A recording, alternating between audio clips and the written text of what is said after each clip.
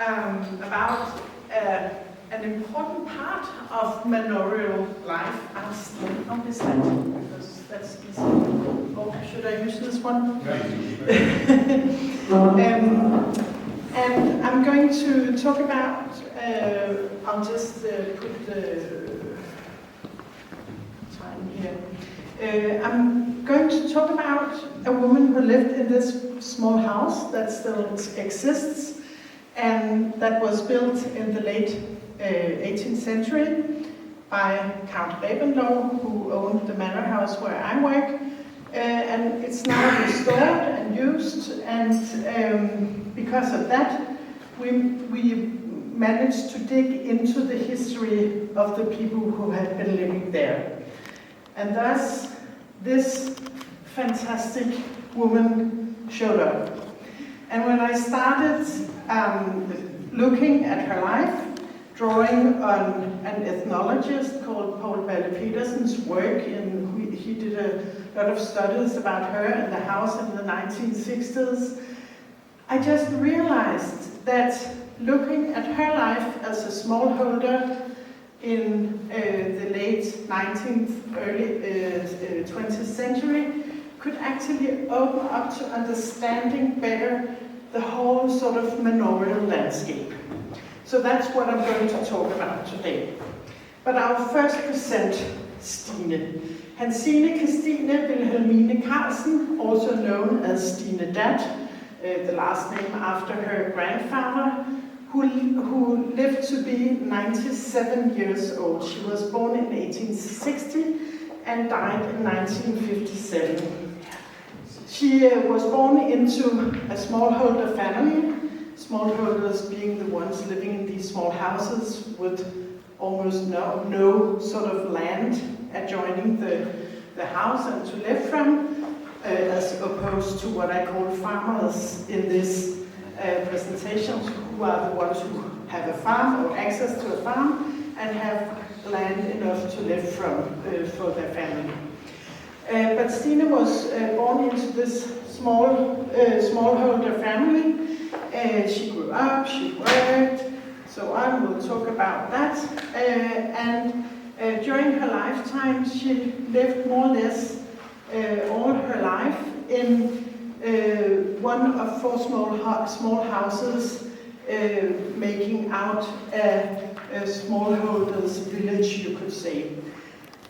She was born in the neighboring house of this house, but when she got older, she actually moved to this house, which was a little better. She never got married, but she's standing here with a man. And this was her partner, you could say, Christian. They were actually supposed to get married, but the night before the wedding, she heard him talk. They lived together actually before being married. And then she heard him talking to a neighbor saying, "When we get married, I'll be the master of the house." And then no marriage took place because the house was Stine's. So this is just to sort of make the setting of what kind of amazing person it is that we're talking about. She was a very poor woman, lived really on the bottom of sort of the Danish agricultural society. But during her lifetime, she experienced how Danish agricultural life was transformed from being born into a tenant family, meaning that the house she was born in was owned by the estate owner, Count Ravenlow, and then it ended up that she started renting it instead of being a tenant. And then she ended up actually buying that house and being the owner herself. So her life reflects how society actually changed. But the point is that she was born into a world where borders were well defined, a world where democracy had just been introduced to Denmark 10 years ago, but where almost all land in Denmark was owned by these estate owners, where farms and houses were then tenancy from the peasantry, and where they had only access to some parts of their life or that world. It was defined that the manors, the parks, the gardens, the forests where you could go hunting were part of the manor owner's world. And then the sort of farms and meadows and all the working areas were where people like Stine could go. So there was a big division. But, and it was also sort of framed in a way that these fine, grand places like the parks and the manor houses were used as a stage where the manor owner could show off how wealthy they were and how important they were. But the Danish historian Pheasants has actually said that maybe instead of describing this as a stage where the rich people sort of presented themselves, we should rather, when we look at this actually small cosmos that a manorial world is, instead we maybe should talk about it as an arena. Because people like Stine, even though they couldn't decide a lot of things, they still had some agency in this whole world. And that's what I'm going to try to show, how Stine as a person and as a symbol of her class actually managed to sort of stretch the boundaries a little and sort of try to change a little what kind of access she had to that, in which parts of the manorial landscape. So let's look at the map here. We have Pederstrup. You have the manor house up there. This is a slightly better map. Have the manor house here with the farms of the manor. Then you have the different fields and villages and so on. And this is the little smallholders village that Stine lived in. It's actually supposed to be here, but this is a later map where these smallholders' houses didn't belong to Pederstrup anymore, so they are out of this map. But almost all of her life, she trotted this path from the little houses through those two forests up to the manor and worked there. She started as a handmaid or a hand girl looking after the chickens when she was 7 years old. And then she just kept working for the rest of her life. The manor was originally owned by Carl Revendorf at the end of the 18th century, and he changed the way this outline of the land was or how the land was laid out. He was the man behind some of the great agricultural reforms that took place in Denmark at this time. And when he took over the estate in 1775, all land was owned by him. The farmers were tenants on his farms. When they died, he could just sort of give the farm to somebody else. And the farmers had to work for him in order to pay for the tenancy. And they also had to sort of maybe give a little money, some products from their farm. And they were tied to the ground they could, or to the estate they couldn't move if they wanted to. And as I said, when they died, somebody else just took over. But Revendorf thought that it would be better for the farmers if they had more sort of freedom in working with their farm. So he, instead of taking their work for in order to pay for the tenancy, he said, okay, only pay money. That meant that they could spend their time more freely doing what they wanted. Also, he sort of introduced hereditary tenancy, which meant that the farmer's son could take over. And that was really good, because then the farmers actually had more sort of clear access to the farm, and they were sure that if they made some better improvements on the farm, it would be to the benefit of their family afterwards.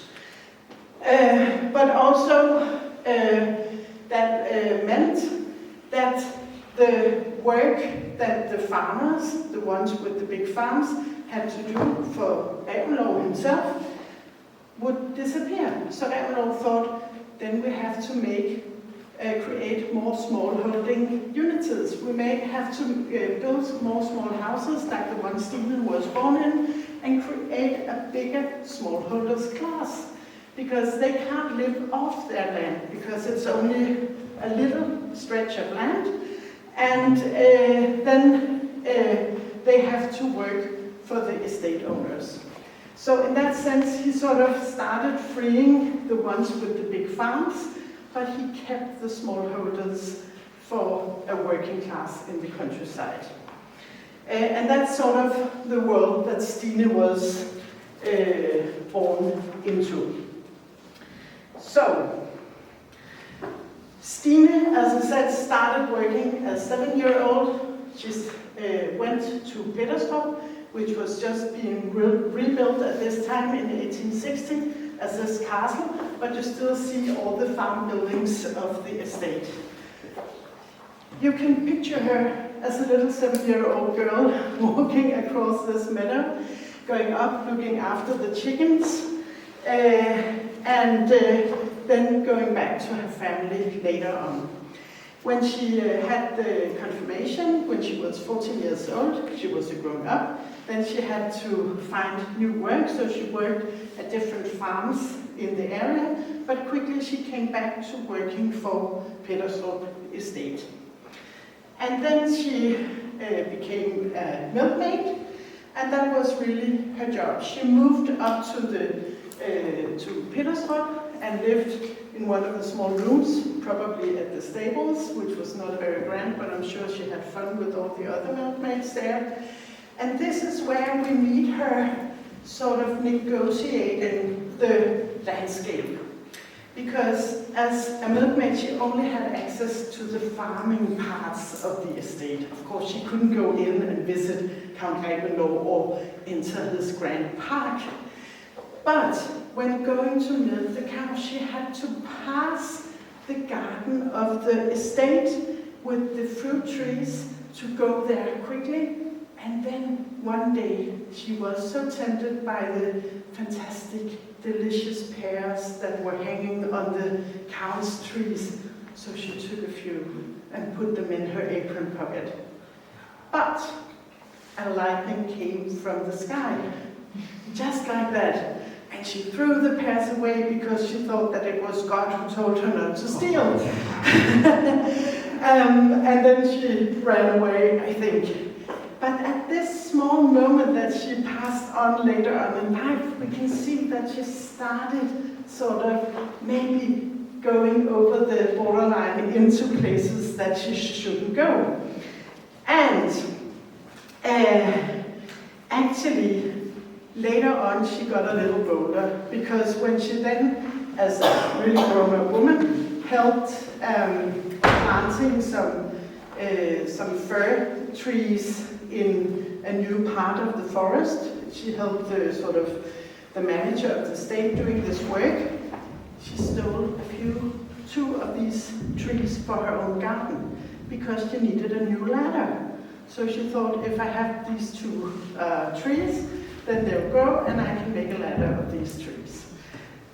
So in that sense, she had a little got a little out of being tied to that manor house. And she got even bolder, because one thing that was really connected to manorial life was hunting. Hunting was for the king, but the king had then granted the manor owners access to also hunting on their own land. Even though they owned the forests, it was actually the king who owned the hunt. But he granted the forest owners the right to hunt for themselves. So that was, as it is still today, a big part of manorial and sort of noble life. that you show that you are part of this class by doing some hunting. This is from a hunt at nearby Helsted Cluster, which is a really great picture, right? Small people and smallholders could not be allowed to hunt. They were not allowed to take any animals from the forests. But Stine, when she walked up to the manor and back again in her big dress with sort of the big skirts, she actually managed sometimes to take a pheasant. You know pheasants, they don't move very quickly. So she could actually grab a pheasant in the ditch and then put it under the skirt and then pass by the huntsman's cottage and then go back, and that would really add to her diet. And everybody who this Paul Balle-Petersen interviewed about Stine told the story, so it was definitely not a secret. Everybody knew that. And it's also been shown by a Danish historian who wrote about hunting life, that the hunters who were hired by the estate owners to manage the hunt, they knew that small people sometimes took a little something. That was not important. They were definitely trying to sort of work against real poaching, where people really shot a lot of things or had snares and traps. But these small people, they knew that was part of the fun. So Stine also sort of transgressed a line on this hunting thing. And you could say that this is really where she enters the arena and is she has agency. She's an agent in that manorial landscape and not just a viewer of the manorial life. So, and also she really got sort of recognized. The annual harvest was, of course, important, and every year she helped harvesting the fields belonging to the manor. And when harvest was finished, there was the annual harvest festival where everybody danced together, and it was always Stine who was the one the manager danced with, because she was sort of the senior member of this agricultural community. And in that sense, she really was recognized as something special. And harvest festivals are a special part of this world because they sort of symbolizes the symbiotic, symbiotic connection between every part of this manorial estate. You can't have a manor and estate without all the people actually working in the fields. And this, once a year, it is manifested like that, and it sort of creates a picture of the manor as this small cosmos. And Stine was really part of that. But at the same time, Stine lived through the time period. In the end of the 19th century, we call it the Indian summer of the manors in Denmark, because there was so much wealth and new manor buildings was built and life was fantastic, but then it started deteriorating. And Stine lived through all that. At the beginning of the 20th century, she was actually offered to buy her own house, so she bought it, and then she was the owner. But still she kept working for the manor because she still needed money to live on. But I think that she might have been part of the very last symbolic sort of manifestation of the manor as the center of this community, this cosmos in Western Lolland. Sorry. In 1918, the Count, at that time called Christian Ejner Reventlow, had his 25th anniversary as sort of the holder of the county.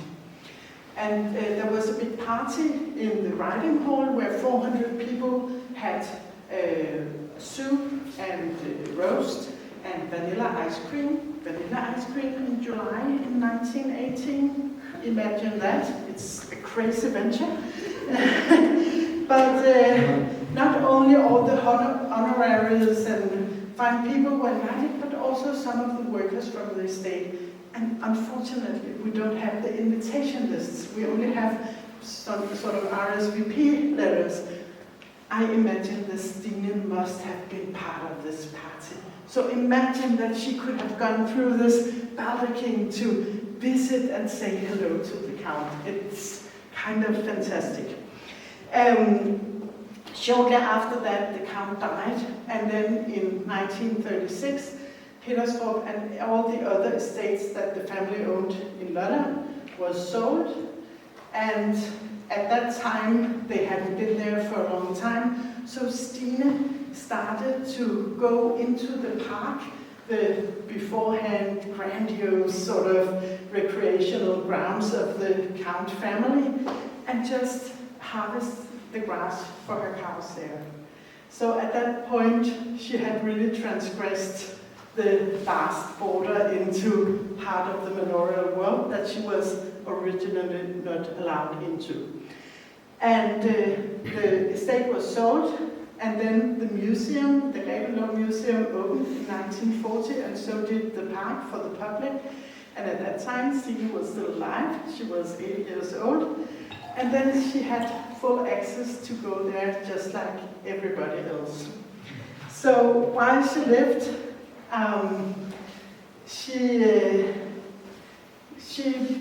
really saw the change of the world. You could say that somehow she bet the counts in the race, and she was still there when they had disappeared.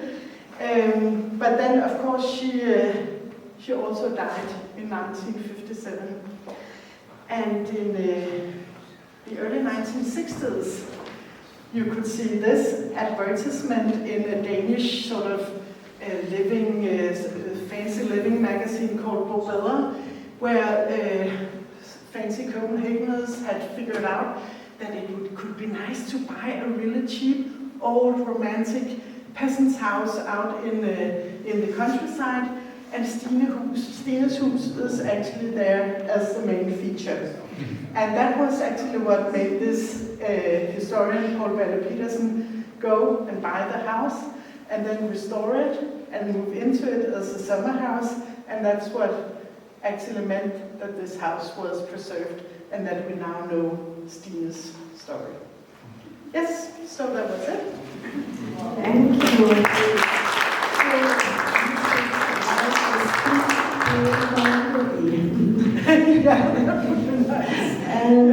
And I'm wondering, what was your sources for this story? Yeah. So Paul Balle Petersen went into the archives and looked at all there are some, what's it called, state archives for when the people living in the houses when they died. You have sort of the inventories of what they had. Then he interviewed a lot of people in the 1960s who had known Stine, and wrote them down. And then also some of the things that I, of course, used here was also from the Peterstorp archives, both sort of the agricultural archives and so on. So it's quite well documented, actually.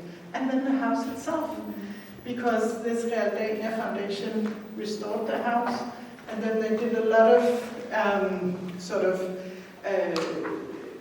archaeological, you can say, house archaeological investigations about the house, so we can say quite a lot about how it looked when she lived there.